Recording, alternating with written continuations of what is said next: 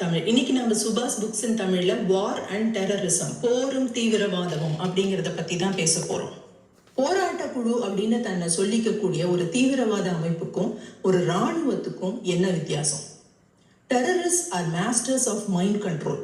நம்மளோட மன கட்டுப்பாட்டை, நம்மளோட மன தைரியத்தை உடைப்பதன் மூலமாகவும், நம்மளுடைய தலைமை மீது நமக்கு ஒரு வெறுப்பை ஏற்படுத்துவதன் மூலமாகவும், அங்க ஒரு பவர் இம்பேலன்ஸையும் உள்நாட்டு குழப்பத்தையும் ஏற்படுத்துவதன் மூலமாகவும் தான் அவங்க வெற்றி அடைகிறாங்க.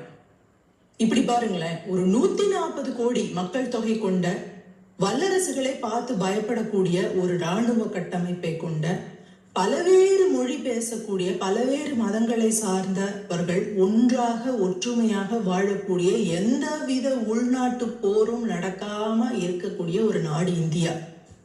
அப்படிப்பட்ட ஒரு நாட்டுக்குள்ள இராணுவ தளவாடங்களை தாக்காம, அரசியல் இடங்களை தாக்காம, அரசியல்வாதிகளையும் தாக்காம, அதிகார மையங்களை தாக்காம, பொதுமக்கள்ல இருந்து 26 பேரை செலக்டிவா தேர்ந்தெடுத்து நிராயுத பாணிகளாக அவர்கள் இருந்த பொழுது, அந்த இடத்துல இராணுவமோ போலீஸோ எதுவுமே இல்லை. அவங்க கிட்டயும் எந்த ஆயுதமும் இல்லை. அவங்க குடும்பத்தோட இருக்காங்க. அப்படி இருக்கும் பொழுது அவங்களோட குடும்பத்தோட கண்ணு முன்னாடி இவங்களை கொண்டுட்டு போக வேண்டிய அவசியம் என்ன? They are terrorist. டெரரைஸ் பண்றது, நம்மள பயமுறுத்துறதெல்லாம் அவங்களோட வெற்றியே இருக்கு. 26 பேரை கொல்வதன் மூலமாக அவங்க ஒரு 140 கோடி மக்கள் இல்லை, உலகம் முழுவதும் இருக்கிற எல்லா மக்களையுமே பயமுறுத்திட்டாங்க. இனிமே நம்ம காஷ்மீருக்கே போகக்கூடாது, அங்க நம்ம வியாபாரங்களை எடுத்துட்டு போகக்கூடாது, அங்க டூருக்காக போகக்கூடாது அப்படின்னு தான் எல்லா மக்களும் நினைப்பாங்க.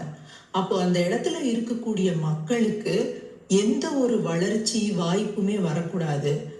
அங்க எப்பொழுதுமே இராணுவம் நிலை கொண்டு இருக்கணும். அந்த மக்களுக்கு அரசு மேல ஒரு வெறுப்பு தொடர்ந்துகிட்டே இருக்கணும். அந்த இடத்துல எந்த ஒரு வளர்ச்சியும் வரக்கூடாது. அங்க பொருளாதார வீழ்ச்சி ஏற்படணும், அரசியல் குழப்பம் ஏற்படணும் அப்படிங்கிறது தான் இவங்களுடைய நோக்கம். ஸோ எந்த நிமிஷத்துல நம்ம பயந்து போறோமோ அந்த நிமிஷத்துல இருந்து அவங்க ஜெயிக்க ஆரம்பிக்கிறாங்க. They are trying to terrorises. நம்மள பயமுறுத்துறது தான் அவங்களுடைய நோக்கம். அவங்களுக்கும் நல்லா தெரியும், இந்தியாவில் ஒவ்வொரு நாளும் இதை விட அதிக எண்ணிக்கையிலான மரணங்கள் நடந்துட்டு இருக்கு அப்படின்னு. ரோடு ஆக்சிடென்ட்ல மட்டும் இந்தியாவில் 1,74,000 பேர் ஒரு வருஷத்துக்கு இறந்து போறாங்க. டயபெட்டிஸ்னால 1 மில்லியன் பேர் அளவுக்கு இறந்து போறாங்க. ஏர் பொல்யூஷனால 1.5 மில்லியன் பேர் அளவுக்கு இறந்து போறாங்க. உலகம் முழுவதும் ஏர் பொல்யூஷன்ல இறந்து போகக்கூடிய மக்களோட எண்ணிக்கை 7 மில்லியன் பேர்.